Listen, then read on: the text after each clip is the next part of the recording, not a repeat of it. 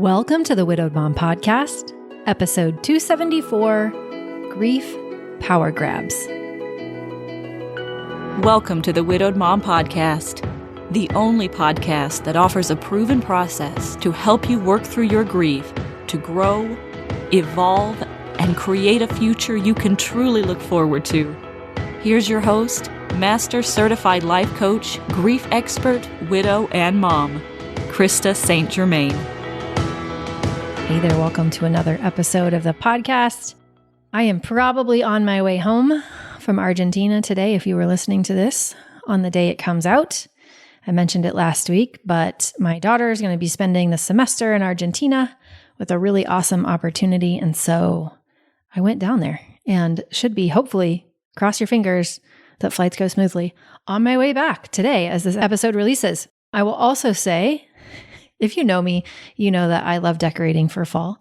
I have been so excited to come back from Argentina because I have an agreement with my partner that after Labor Day, the decorations are coming out. Halloween and fall. Well, I'll start with fall. Fall decorations are coming out. I'll wait until probably late September before I get Halloween out, but I'm excited. I'm excited for fall. So holding off through the end of August is like a major accomplishment because usually my daughter and I are like decorating mid-fall. Here we are. All right, I also wanted to tell you that Grief Essentials is open for enrollment. We start September 17th. There is an early bird pricing that you can take advantage of.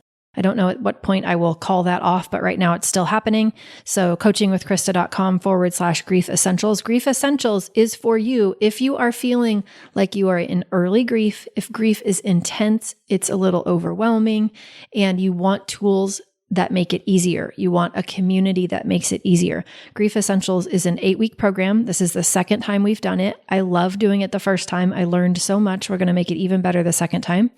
And it's for those who are not ready for Mom Goes On. You're not in the grief plateau yet. You are really still experiencing the intensity of an acute grief experience, and you want to make it easier. I really do believe that with the right tools, the right community, early grief gets easier.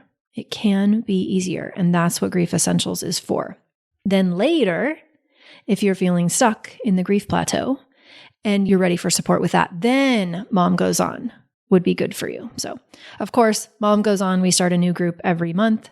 You're welcome to apply for that at coachingwithkrista.com. You can click on the Work With Me page. But Grief Essentials is a short-term, not always available program. Will start September 17th. Grief Essentials can be found at coachingwithkrista.com/grief essentials. And if you think you're interested, go check it out. All right. I'm looking forward to doing it again. It was a really awesome group the last time and a nice, intimate, cozy experience, which I enjoyed. So there you go. All right, let's talk about grief power grabs. Actually, on last week's episode, we talked about helpful thoughts in grief. And I told you that one of the reasons it can be useful to choose thoughts on purpose in grief, right? Choose helpful thoughts is because it's a way of regaining a sense of power when you feel like you have no power at all, right? And I warned that I don't always think that's a good idea. And so in today's episode, we're going to parse that out a bit. So I want to talk about how and why, really, we find ourselves making grief power grabs. I'll share a little bit about what that looked like for me. And then I want to give you some ideas of what it might look like for you, not because it's bad, right? But because when our awareness is high around something, we can see what it's creating in our lives, and then we can choose whether it's helpful for us. Right. And that's what I want for you, because what I see is that so often we're just in it and we have a very low awareness of what's happening. And therefore, we don't even have the chance to pull back and ask ourselves, is this working for me? Is this getting me what I want? And that's what I want to talk about today so that you can do that. Okay. So what do I mean? Grief power grab. It can just feel like everything is out of control when your person dies, right?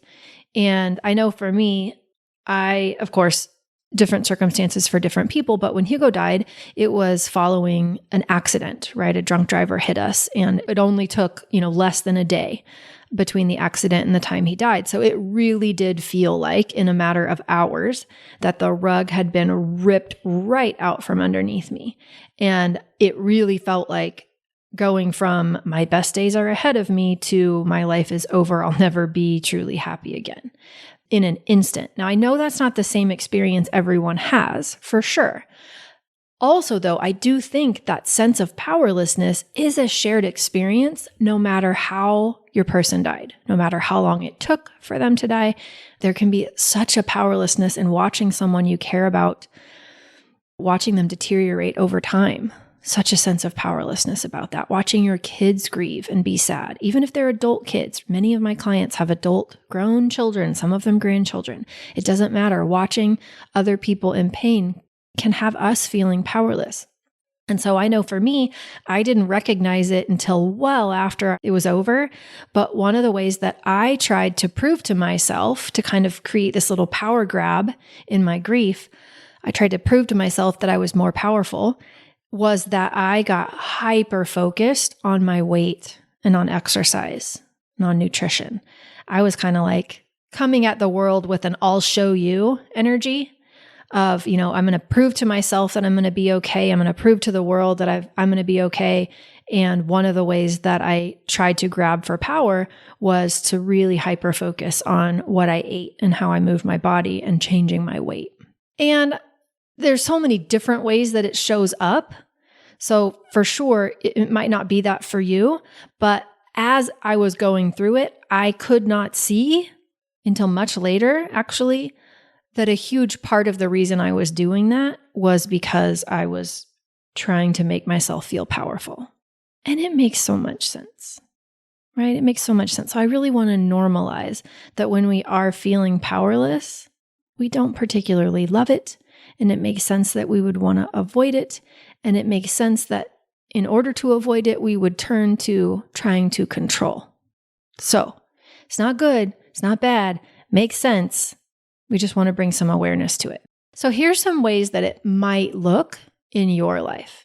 It could look like obsessive organization, like reorganizing everything, cleaning obsessively, decluttering, right? That could be a way that we do a little power grab and try to manage those feelings of internal chaos.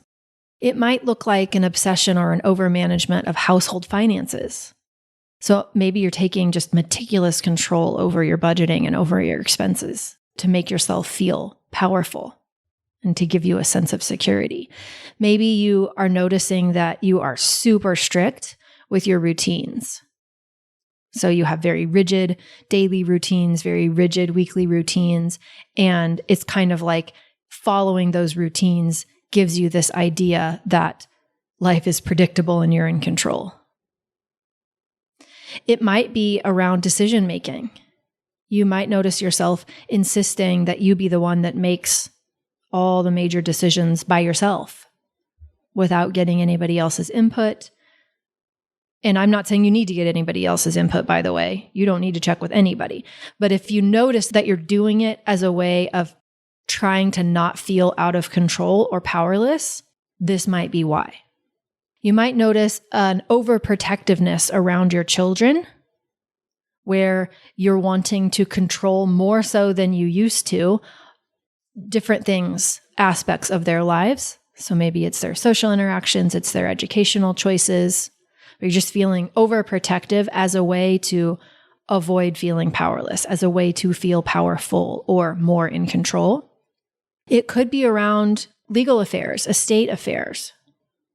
So maybe you are just really taking control of whatever your spouse's estate or legal matters were, beyond what might be required of you.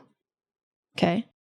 Sometimes it shows up as isolation tactics, restricting social engagements, where we're choosing to isolate ourselves or control social interactions so that we feel more powerful or less powerless. We manage that emotional intensity of dealing with others. Again, I'm not saying that any of these things are good or bad. We're not labeling them. I'm just bringing them to your attention so that you can notice what is fueling you to do these things, and then you can decide if the return is what you want.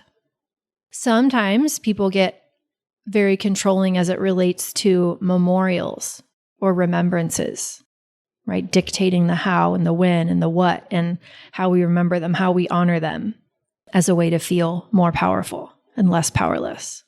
Sometimes we do it by throwing ourselves into our work or into projects, and not just distracting with work or projects, but controlling them, right? Holding things tightly so that we can feel more powerful. And you might find yourself overscheduling, right? Filling up the calendar so that you avoid downtime, because sometimes that's when the hardest thoughts and feelings show themselves, is in the downtime. So those are some of the ways that it might show up. Now, again, not good, not bad. We're not trying to assign some sort of moral value here. We just want to look at, why am I doing these things to the extent that I'm doing them? What is it creating for me when I do them this way? Am I getting a return that I want? Is this pattern moving me toward what I want or away from what I want? So that you get to be the one who chooses. That's really important. So you might ask yourself, what's driving this? If you recognized any of these patterns, or maybe there's one I didn't mention that you can identify in your own life, what might be driving that desire for control? Are you afraid that you're going to lose something else in the future and that you won't be able to handle it? Are you like me, where you were feeling a need to prove to yourself and kind of to prove to the world that you can handle something? Is there something about the feeling of powerlessness that is just really undesirable for you and you're trying to get away from it and make yourself not feel it? It's not so much about one particular thing motivating you. It's about you getting curious about your motivations. It's about you developing compassion and understanding and being kind and generous with yourself, if you notice that this is what's happening. And then from that place, then we can think about powerlessness on purpose. And we can remind ourselves that what we think we're powerless around isn't always true. And sometimes we really are powerless, right? From that place, we can notice where we can control things and where we can't, where we can influence things and where we can't. Right? We don't get to choose the past, that's over. But we do get to decide how we want to think about it. We do get to decide to some extent what we want to create in the future. And this is a step in that direction. Also, powerlessness, I like to remind myself and my clients, powerlessness is just an emotion like all the others.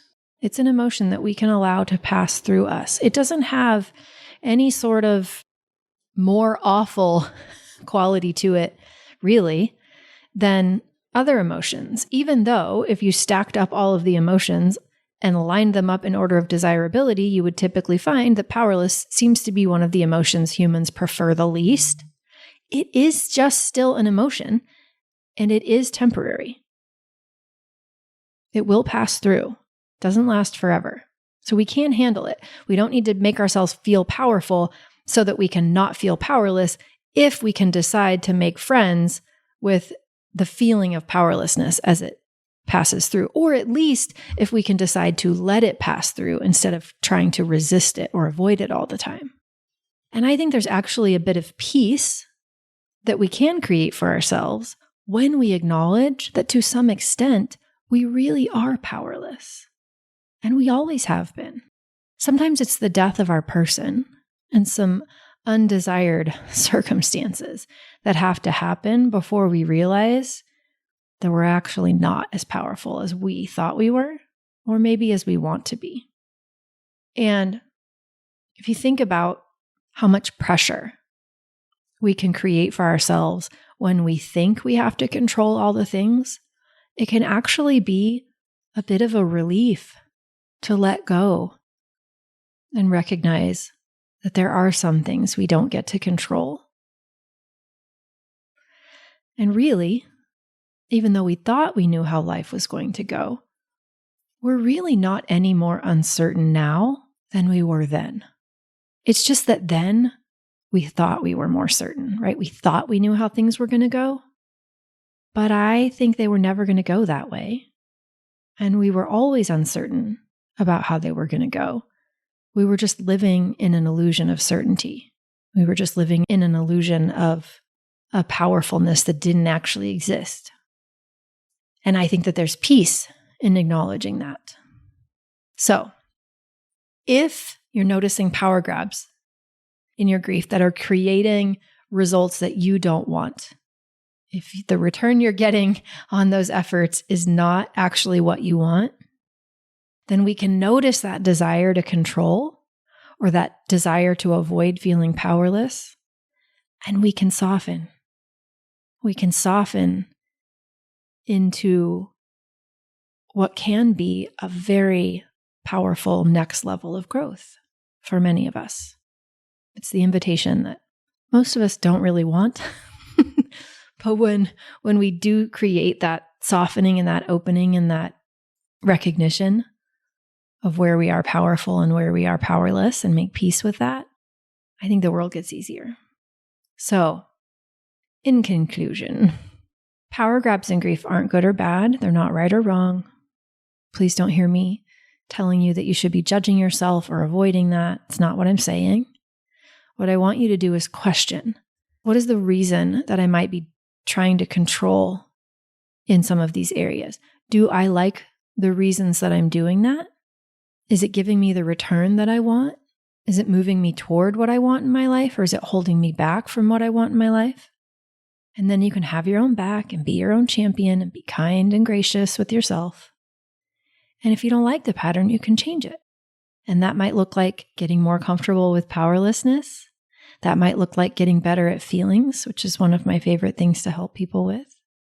That might look like creating peace and acknowledging that to some extent, we've always been uncertain about what's in front of us. And we've always been powerless to control certain aspects of our human experience. That is what it's like to be human. So I hope this helps you. Remember, I love you. You've got this. Take good care, and I'll see you next week. Bye-bye.